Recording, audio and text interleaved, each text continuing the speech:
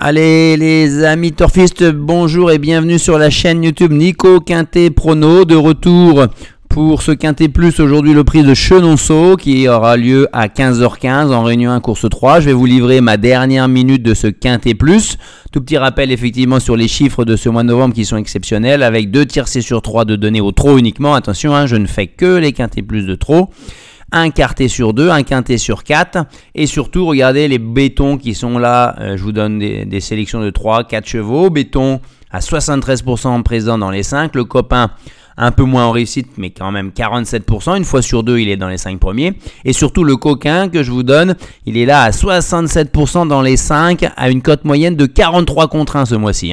Donc il faut en profiter et là je vais vous donner ma dernière minute qui jusqu'à maintenant au mois de novembre c'est 70% de réussite dans les 3 premiers. Alors on va aller comme d'habitude vous le savez sur le site du PMU point de vente, d'accord, et non pas .fr, parce que vous connaissez la différence entre les deux. Point de vente, c'est les mises qui sont faites dans les réseaux en point physique, en dur, dans les bureaux PMU, avec des masses d'enjeux beaucoup plus importantes que dans les sites sur le site internet PMU.fr, internet. Donc, là, on prend la course du quintet et on va déjà regarder les cotes. Il n'y a pas de nom partant, et comme on s'y attendait, Joshua Tree, il aligne 7 bâtons de suite, là, il est à 2,3 contre 1. Juste en dessous, on a It's a Dollar Maker, le Garato avec Raffin dessus à 5 contre 1. Et Inexcess Bleu qui est seulement le 3e favori de la presse à 7 contre 1. Il est vrai que la famille Abrivard met une seule petite réserve, c'est qu'il a été un petit peu malade à l'issue de sa dernière course. Il a été arrêté d'une dizaine de jours quand même. Donc sur sa dernière course date de 1 mois, donc il a été arrêté 10 jours, donc il a pu avoir quasiment 2 à 3 semaines de travail quand même. Donc voilà, c'est peut-être pour ça qu'on explique un petit peu une place de 3e à la cote, alors que régulièrement l'an dernier il battait 2 fois It's a Dollar Maker. Et puis après, il n'y a plus personne en dessous des 10 contre 1. Juste après quand même, on a quand même une chaude confiance avec Josh Power qui est tout juste à 11 contre 1, le gagnant du Kitrarium. Et après, on a le 14 Cash Bank BJ. Et on n'a pas Isla Jet, effectivement, on a le 15 Kagan avec Robert Berg. Malgré le fait qu'il soit très très mal engagé, c'est un étranger de 5 ans qui a que 193 000 € de gains. Ça veut dire qu'il va concourir contre des chevaux qui sont une année plus jeunes, par exemple, les 4 ans, et comptent 2 fois plus de gains que lui. Même si les chevaux nordiques arrivent un petit peu en retard de gains chez nous, je demande à voir.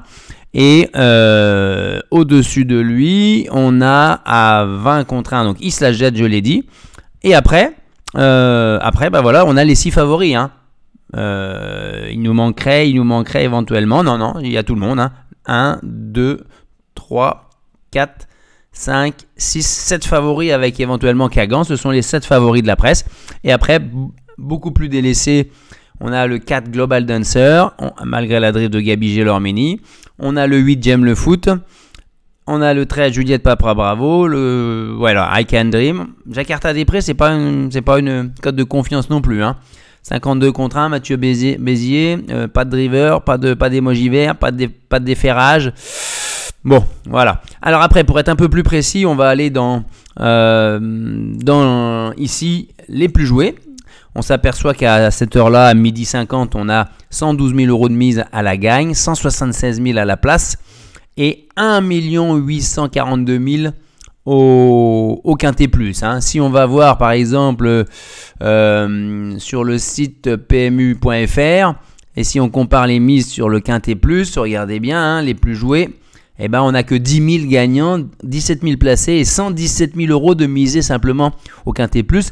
C'est-à-dire que même si on vous donnait toutes les mises du Quintet Plus, si vous avez tout seul le Quintet dans l'ordre, vous pourriez gagner maxi 65 000 dans l'ordre. Mais ce n'est pas le cas, parce qu'il y a d'autres calculs. Mais bon, tout ça pour venir qu'il faut absolument aller sur PMU point de vente pour pouvoir analyser les masses d'enjeux qui sont mises. Et ensuite, on choisit jeu simple.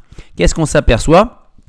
C'est que pour It's a Dollar Maker, sans surprise, Joshua Tree, sans surprise, il y a quasiment autant de mises à la gagne qu'à la place. Ça s'explique par sa musique, où c'est quasiment premier ou nulle part, mais sachant qu'il est très souvent premier quand même. Il y a peu de fausses notes dans sa musique. Donc qu'il soit aussi joué à la gagne qu'à la place. C'est pas étonnant, regardez la différence. Avec le 9 It's a Dollar Maker, on a 18 000 et 30 000. Avec le 5 In Excess Bleu, qui sont les 3 favoris, 13 000, 21 000. Vous voyez, on a des rapports plus conformes, plus habituels, on va dire. Hein. Donc voilà, ça c'est l'ordre en mise gagnante. Hein. 14, 9, 5, ça correspond aux cotes en gros. Hein. Le 10, et après on a toute des chevaux qui ont peu de chances de gagner pour moi. 12, 3 et 7, 4 et 8. Maintenant, si on met à la place, est-ce que l'ordre va changer un tout petit peu? Oui, à peine, puisque on s'aperçoit qu'en fait, le 12 est moins joué à la gagne Cashbank BJ que le 10, Josh Power. C'est pas étonnant, c'est un gagnant de Critérium. Hein. Par contre, qu'à la place, il est légèrement plus joué après. Ils ont quasiment. Donc, il n'y a pas d'enseignement à regarder plutôt le jeu simple placé. Par contre, qu'est-ce que ça nous apprend?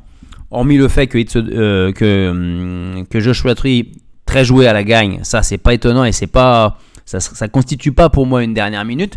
Par contre, on a beaucoup d'argent, je trouve, en rapport de, par exemple, d'In Excess Bleu par rapport à It's a Dollar Maker à la place sur It's a Dollar Maker. Ça signifie qu'on ne le voit pas sortir des 3 premiers. Les parieurs lui font confiance au tandem Garato Raffin et normalement. On n'atteint pas les masses d'enjeux quand même de Joshua Tree à la place, mais vous voyez, la différence elle est quand même importante. Il y a 18 000 mises gagnantes sur le 9 pour 40 000 gagnantes sur le 14, mais là on a 42 000 pour 30 000. Donc il rattrape un peu son retard dans les mises placées, It's a Dollar Maker. Donc on va partir, je vous confirme en fait mon cheval en béton.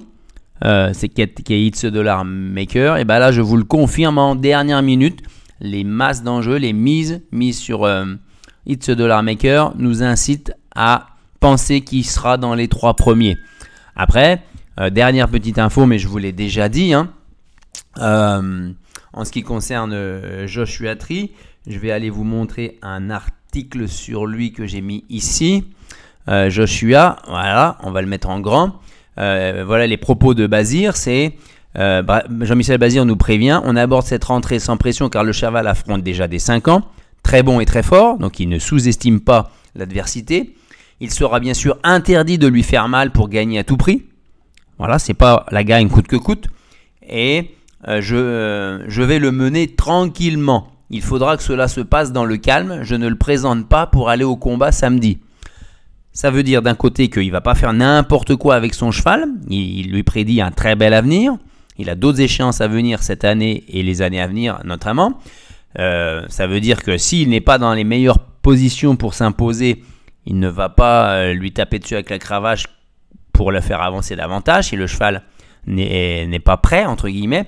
Mais ce qu'il faut lire aussi entre les lignes, c'est qu'il ne l'empêchera pas de gagner si le cheval est bien. Il va le mener tranquillement. Si ça se passe bien dans le calme, il ira au poteau comme il l'a fait habituellement. Maintenant, je ne pense pas qu'il faut l'attendre en tête très tôt, trop tôt. Je pense qu'il va laisser faire It's a Dollar Maker, dont il craint principalement. Voilà. On va arrêter là-dessus. Donc, dernière minute, le 9, It's a Dollar Maker. Les amis, bon jeu, bon week-end, à bientôt.